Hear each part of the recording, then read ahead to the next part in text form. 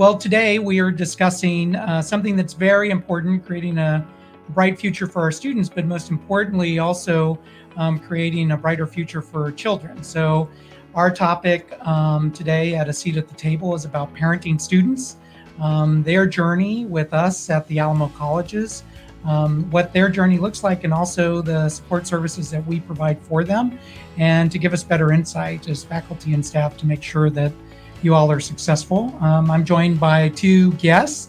And so one of those is a student at San Antonio College, and it's Victoria Regalado. And she is studying biology at San Antonio College. Her aim is to transfer to university, and then her long-term aim is to go to medical school. I think just as important, in fact, probably more important, are her two daughters. And so I want to thank you for being here with us today, Victoria. Thank you for having me. And then we also, for some of us, we were fortunate, faculty and staff, we kicked off the academic year with Nicole Lynn Lewis, who is the author of Pregnant Girl, who has really created a national dialogue related to what we call parenting students, or students with children. In the Alamo Colleges, we have about 15,000 parenting students. There are a lot of things that we talk about, the accolades that you have, Nicole, CEO of Generation Hope, would seeks to engage with colleges and universities and national organizations about parenting students and their journey. Also, I think just as critical, the New York Times called your book, right, required reading, and the National Public Radio named it a best book of 2021. I could go on and list all of the accolades, but I think just as important is when you kicked off our academic year, and in particular, talking about your journey, but also the lessons learned, and then where we are at San Antonio College and throughout the Alamo Colleges in supporting our 15,000 parenting students. Thank you for being here with us today, Nicole. Thank you so much. I'm so excited. Well, I'm going to kick off our conversation at the seat at the table. And this is kind of a new format and a new setting for us, but just as important and still the same as the dialogue that we have with our students and also with experts in the field. And so, Nicole, I wanted to begin the conversation with you first and talk about your book. And you, in particular, in your book, talked about being a parenting student and a young mom. And so can you provide us with, just talk about your experience and what you think has changed from your particular journey and what you see now as the CEO of Generation Hope? Yeah, absolutely. Well, I started college with a nearly 3-month-old baby girl. So started college in a different way. When most people think about most incoming freshmen, they're not picturing a mom, with a little one in tow. Coming into college, like when I was in high school, I was an honor roll student. I had been accepted into several different colleges at the same time as discovering my pregnancy. So college bound, honor roll, not at all the student that people would think would be in a situation with a teen pregnancy. And yet here I was. And it was a really difficult journey just to get to college. I remember finding out I had been accepted into the College of William and Mary in Virginia when I was 8 months pregnant and living day to day in a Motel 6. So it felt so far away, even though, I had the acceptance letter, I had, some avenue to get there. I often describe it, and I talk about an impregnant girl as it feeling like it was a whole nother world or a galaxy just to get to campus after getting that acceptance letter. And so when I got to college, it was more of that. It just was a really intimidating experience to step foot on campus for the first time. I often tell people I looked down at my feet and thought, these feet don't belong here. I was surrounded by so many people who had resources, who had a ton of support, who, the higher ed system was really designed with them in mind rather than me as a young Black mother. And they didn't have parenting responsibilities. And so over the 4 years that I was working towards my degree, I was really navigating a system that again, was not designed with my experience in mind. It wasn't at all thinking about the challenges of being a student and a parent at the same time, dealing with the disparities that exist across higher education for students of color, students with low income, on top of being a parenting student. So just the intersectionality that we see across the parenting student population, I was feeling so much of that. It was hard to talk to professors about being a parent and needing certain accommodations. It was hard to share with students. It was difficult just financially to be able to pay for textbooks and diapers and baby wipes and keep heat on in the winter. So all of those things at the same time that you're expected to be a really stellar student, it was hard. It was hard mentally, emotionally, financially, in all the different ways. But it was transformative. I walked across the graduation stage holding my daughter's hand, and it was just this incredible moment that you envision for so long, and to finally get there. And I knew I was rare. I didn't realize, in graduating from college, I didn't realize how rare until I got into this work years later. But knowing that fewer than 2% of teen moms get a degree before age 30, I kind of understood the weight of that, in that moment of earning my degree. Now having done this work for the past, I launched, Generation Hope in 2010. So we've been doing this work for 12 years now, and really advocating all across the country for parenting college students and teen parents. I wish I could say that so much has changed since I graduated in 2003. But there are some things that have changed and some things that have not changed, and really do need to change. I think the biggest changes have been just how much more expensive it is to go to college now than it was 20 years ago when I was in school.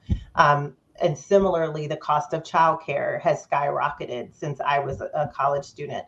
And so the very real question is, would I have been able to graduate from William & Mary today in the way that I was 20 years ago as a young mom?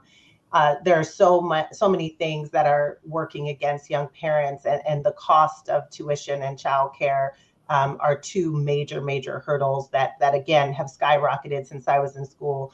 And I think one thing that I will say, and I think this gets to our conversation today and why I love having these conversations, is when I was in school, the term student parent or parenting college student wasn't being said, right? It wasn't a national dialogue.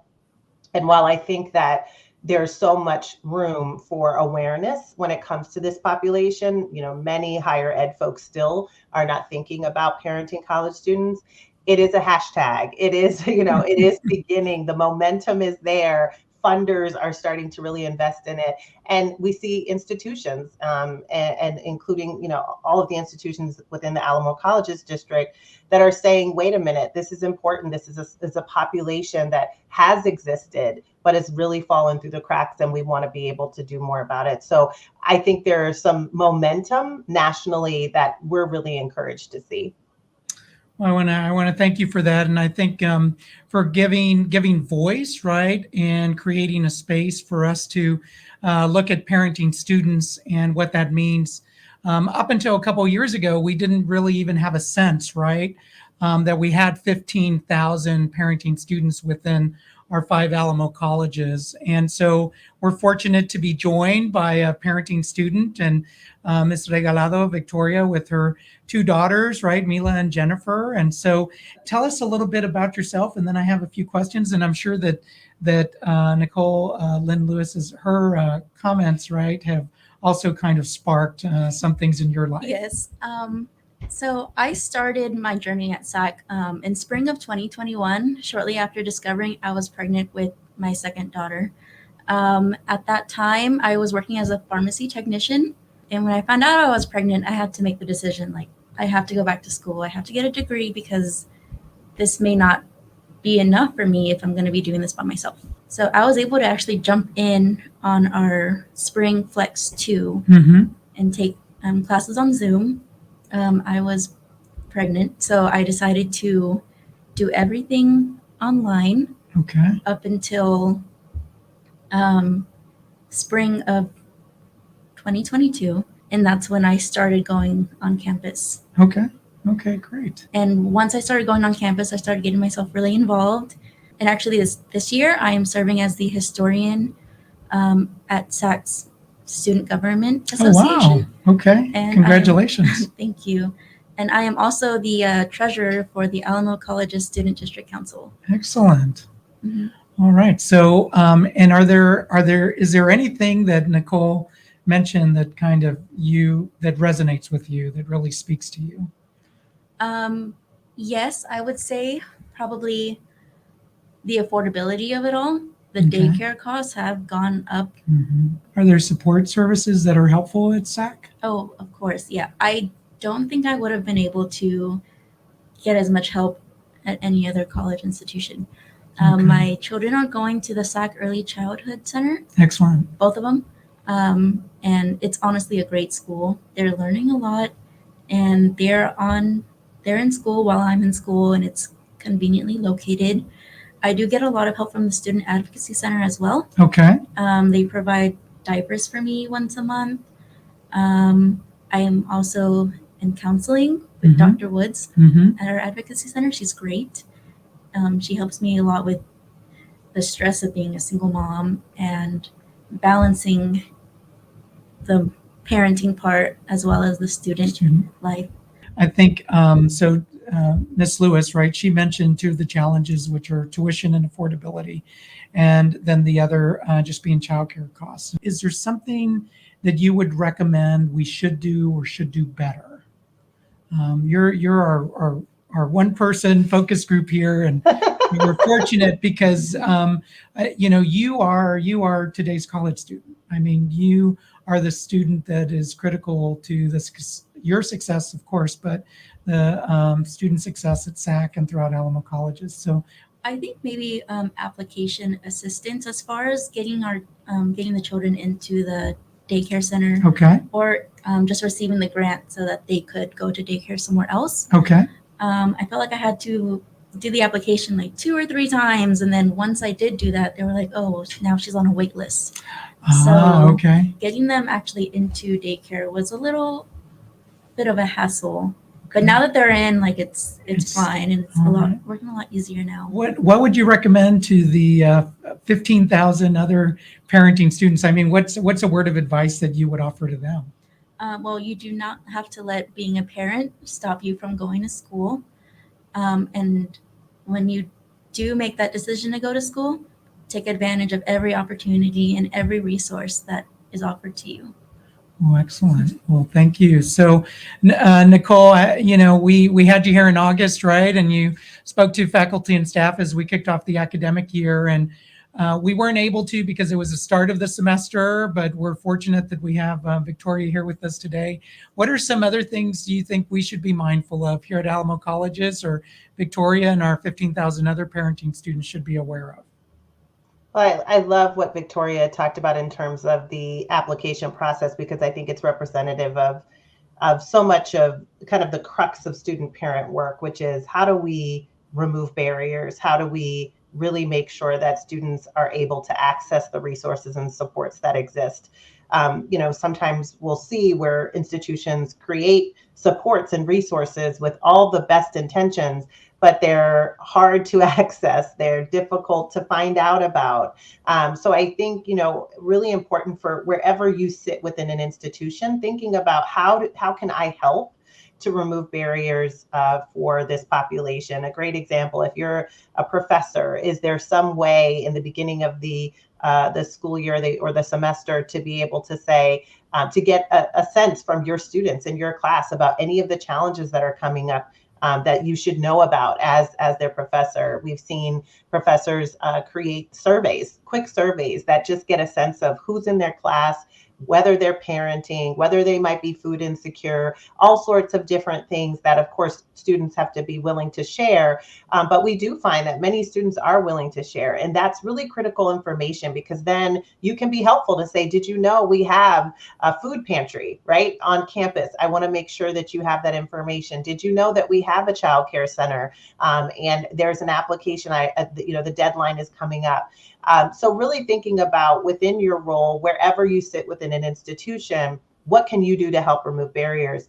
I think the other thing is, one of the things that we do when we work with institutions is it doesn't matter where you sit in an institution. So We even work with folks in the facilities department, which I think is really an overlooked department when it comes to student parents and other marginalized populations. But really thinking about how many diaper changing stations do we have in our bathrooms across campus? How difficult is it if you're a pregnant student, for you to be able to walk and get to your class? Like, how much of a hike is that?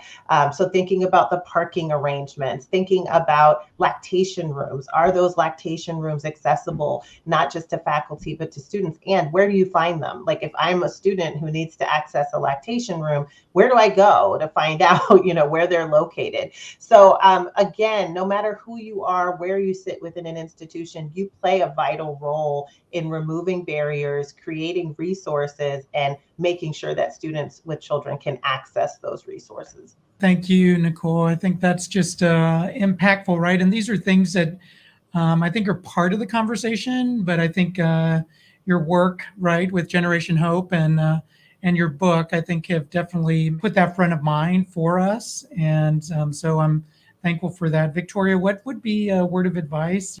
What's been helpful for you? Definitely the Advocacy Center, Okay. for sure, because they do just about everything: the counseling, the food pantry, there's even a magic closet. I've gotten some clothes for me and my kids there. I really like the SAC Early Childhood Center. It is NAEYC. It's nationally accredited. Yes, so they're great, and my daughters are excelling there. Thriving. That's awesome. I think, one of the things is, thank you for that, the advocacy centers, which I know, Nicole, you mentioned, being able to provide the out of classroom supports. Our students are smart, they're passionate, they're committed to their course of study and what they want to pursue, like biology and going to medical school. But it's really all of those out of classroom challenges or the barriers that perhaps may exist that we're not aware of. Can I want to ask you a final question? And you're the CEO of Generation Hope, which has created this national dialogue as well. So what would be something that you would leave us with here at the Alamo Colleges District and our students, that you found through your work in Generation Hope? Well, I would say two things. I think just piggybacking on Victoria's kind of advice, for student parents. I mean, one thing that I felt so deeply when I discovered my pregnancy was this feeling like I wasn't worthy and deserving of a college degree, even though I, came into this, experience as a teen mom, as a really strong, academically strong student. I still felt like I wasn't worthy in that moment. I, saw those two pink lines. And what I really think is this sense of worthiness is so important. It's so important for students to know that college is for them, no matter their journey, their experience. And certainly if you are a teen parent or a parenting student or a single mother, absolutely, you can go to college. You should go to college. And really, colleges need you. And so knowing your worth, knowing that college is for you, I think is important. And I think on the flip side of that, as institutions are thinking about this work, how can we convey that to students? How can we make sure that our institutions are places that convey the worthiness of all students who come through our doors, that they matter, that they're valued, that they belong in our classrooms? And I think for a really long time, parenting students have not received that message. And so as you're thinking about your student parent work and your role in this work, how can you really help these students to know that they belong at this institution and they're worthy of a college degree? I think is kind of a dual message for anybody who's listening in today. Well, I think that's perfect. I want to thank Victoria Regalado for being here with us and for being on this journey with us, along with both of your daughters, with Mila and Jennifer. And I think that's impactful, and you have set your sights high, and we know that you're going to get there and going to medical school after you leave us at San Antonio College. And I think the perfect term, as you mentioned, Nicole Lynn Lewis, right, is we need you. We need Victoria Regalado. We need our other 15,000 parenting students. We're enriched by that experience, and we want to continue to support our parenting students. So earlier in the segment, we had mentioned, that this was a must read by the New York Times and definitely on the top list by National Public Radio 2021. We're fortunate, and thank you, Nicole Lynn Lewis. We're actually going to provide Victoria Regalado with a copy of Pregnant Girl. And so, and I know you've been living that journey as a parenting student with both of your daughters, and I'm sure there are several things that will seem familiar to you, but I want to thank you. As noted earlier, we do need you. We want you to be successful. And I want to thank you for your feedback as a student here at San Antonio College. I hope you like it, Victoria. I'll read it soon, I promise. No pressure. You've got a lot of other reading that you need to do. Yes. Thank you all very much.